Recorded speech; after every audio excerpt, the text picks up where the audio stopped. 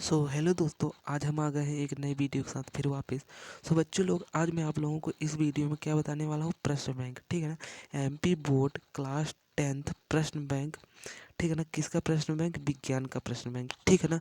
बच्चों, आज हम लोग उल्टी बुद्धि से पढ़ेंगे। ठीक है ना। अब आप लोग बोलेंगे कि सर आज आप किस तरह बात करें, उल्टी बुद्धि से?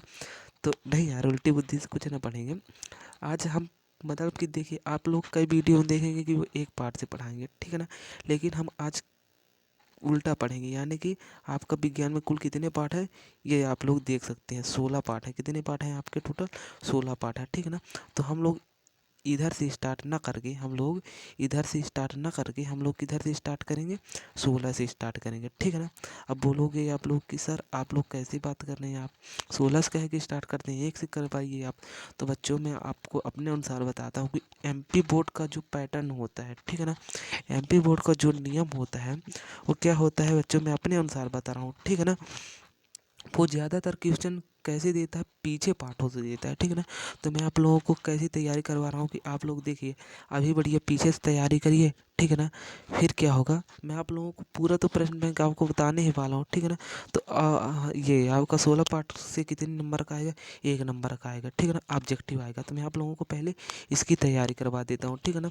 आप लोगों का टाइम भी वेस्ट नहीं होगा, जल्दी से ऑब्जेक्टिव तैयार हो जाएगा, आपके फ्री में 1 नंबर बन जाएंगे। ठीक है ना। फिर हम आगे नंबर की ओर बढ़ेंगे। तो चलिए, टाइम वेस्ट न करते हुए आगे बढ़ते हैं 16 पार्ट की ओर। ठीक है ना। तो चलिए 16 पार्ट की ओर बढ़ते हैं ये। ठीक है ना। कौन से पार्ट की ओर बढ़ते हैं हम लोग? 16। तो ये हम आ गए कौन से पार्ट में? 16 पार्ट में। ठीक है ना। ये रहा हमारा 16 पार्ट। ठीक है। तो चलिए बच्चों, अब हम इसको स्टार्ट करते हैं 16 पार्ट को। ठीक है ना। इसका फर्स्ट क्वेश्चन क्या दिया हुआ है कि निम्न में से प्राकृतिक स्रोत कौन सा नहीं है? मतलब कि ये जो निम्न, मतलब कि ये जो ऑप्शन दिए हुए हैं, इनमें से कौन सा स्रोत है, जो इनमें से कौन सा स्रोत प्राकृतिक का देन नहीं है? तो देखिए बच्चों, ये जो मृदा है वो भी, ये जो फर्स्ट वाली मृदा है वो भी किसकी देन है? प्राकृतिक की देन है। और जल भी प्राकृतिक का देन है। ठीक है ना। किसी मनुष्य ने नहीं बनाया है। और विद्युत विद्युत जो दिया है वो किसकी देन है? वो मानव की देन है। ठीक है ना। उसको किसने बनाया है? तो मानव ने बनाया है। और पवन भी प्राकृतिक की देन है। तो इसमें क्या बोला है? कौन सा स्रोत प्राकृतिक का देन नहीं है? तो कौन सा स्रोत प्राकृतिक का देन नहीं है? तो इसका राइट ऑप्शन विद्युत हो जाएगा। ठीक है ना। अब चलिए दूसरा क्वेश्चन नंबर आप लोग देखिए। इसमें क्या बोला है? इसमें बोला है कि विश्व में सबसे तेजी से कम होने वाला प्राकृतिक संसाधन है कौन सा है? जल है, या वन है, या पवन है, या सौर ऊर्जा है? देखते होंगे बच्चों कि वन की कटाई अत्यधिक होती है। तो विश्व में सबसे तेजी से कम होने वाला प्राकृतिक संसाधन कौन सा है? वन है। ये हमारा राइट ऑप्शन हो जाएगा। क्या हो जाएगा? राइट ऑप्शन वन हो जाएगा। ठीक है ना। वन यानी जंगल, आप लोग जानते होंगे यार, अब क्या ये छोटी छोटी बातों, लेकिन बच्चों आप लोगों को छोटी छोटी बातों पर ध्यान दे देना है। ठीक है ना। आपको अपना बेसिक लेकर चलना है, बेसिक को नहीं भूलना है। जिस तरह आदमी बोलते हैं ना कि भैया अपनी औकात नहीं भूलनी चाहिए, उसी तरह बच्चों आप लोगों को अपना बेसिक नहीं भूलना चाहिए। ठीक है ना। आपको अपना बेसिक अपने साथ लेकर चलना है। समझ रहे हैं ना आप लोग मेरी बातों को? आप लोगों को अपना बेसिक अपने साथ लेकर चलना है। ठीक है ना। तो चलिए अब तीसरे क्वेश्चन नंबर की ओर चलते हैं। इसमें क्या बोला है कि प्राकृतिक स्रोत वे वस्तुएं हैं, मतलब प्राकृतिक स्रोत वे वस्तुएं हैं, इनमें से कौन सी वस्तुएं हैं जो प्राकृतिक की स्रोत हैं? ठीक है ना। क्या बोला है कि इनमें से कौन सी वस्तुएं हैं जो प्राकृतिक के स्रोत हैं? तो कौन सी है? प्राकृतिक का एक उपहार है जो मानव जाति के लिए बहुत लाभदायक है।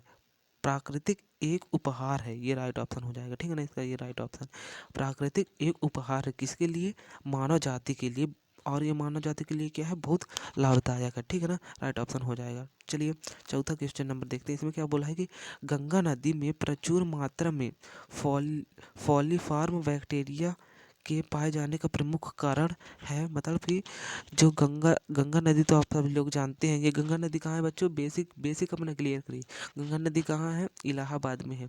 अब देखिए, आप बोलते हो सर विज्ञान पढ़ा रहे हैं, आप कहाँ इतिहास में चल जाते हैं। तो नहीं, बेसिक अपना साथ लेकर चलना है। ठीक है ना। कहाँ? इलाहाबाद, जिसका इलाहाबाद का नया नाम क्या है? प्रयागराज। ठीक है ना। अब प्रयागराज कहाँ है? उत्तर प्रदेश में। चलिए अब ज़्यादा बेसिक की ओर भी नहीं चलते हैं। ठीक है ना। तो अब इसका राइट ऑप्शन क्या हो जाएगा? गंगा में, इसका राइट ऑप्शन चलिए मैं आपको बताता हूँ। गंगा में क्या कौन से फॉलीफॉर्म बैक्टीरिया पाए जाने का मुख्य कारण क्या है? अधजलीय बोल तो अधजलीय शवों को जल में प्रभावित करना, ठीक है ना, प्रवाहित करना। मतलब कि देखिए, जो अधजलीय शव यानी कि मरे हुए मतलब जो व्यक्ति की मृत्यु हो जाती है उसको आधा जला करके और गंगा जली में छोड़ देते हैं, तो उसी को बोलते हैं अधजलीय शव, ठीक है ना। इसका राइट ऑप्शन ये हो जाएगा। चलिए पांचवा देखते हैं, इसमें क्या बोला है कि गंगा सफाई योजना प्रारंभ की गई थी। अब इसमें क्या बोला है कि गंगा सफाई योजना कब प्रारंभ की गई थी, ठीक है ना। तो चलिए मैं आप लोगों को इसका राइट ऑप्शन बताता हूँ। तो इसका राइट ऑप्शन हो जाएगा क्या, 1985 में, ठीक है ना। कौन सा राइट ऑप्शन हो जाएगा बच्चों, 1985 इसका राइट ऑप्शन हो जाएगा, ठीक है ना।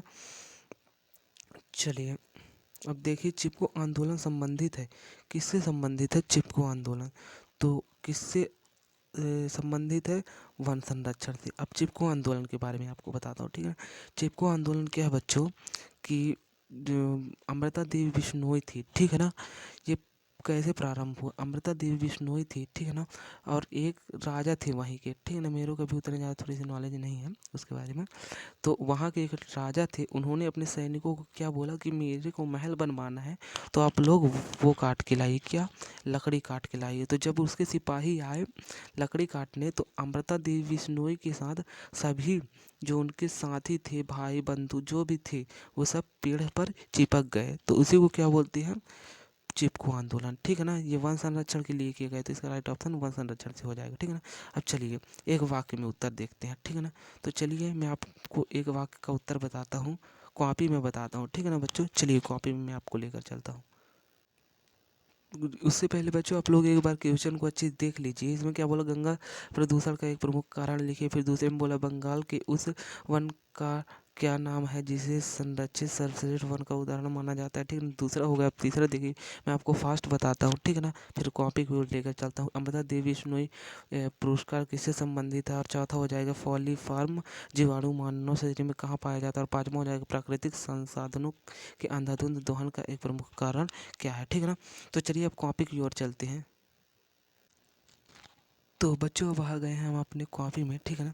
चलिए मैं आपको दिखाता हूँ। ये देखिए जो हमारा फर्स्ट क्वेश्चन रहा, उसमें क्या बोल रहा कि गंगा प्रदूषण का एक प्रमुख कारण लिखिए। तो इसका प्रमुख कारण है बच्चों क्या है कि अधजलीय शवों का विसर्जन। क्या है इसका प्रमुख कारण, अधजलीय शवों का विसर्जन, ठीक है ना। ये इसका प्रमुख कारण हो जाएगा किसका, गंगा प्रदूषण का, अधजलीय शवों का विसर्जन।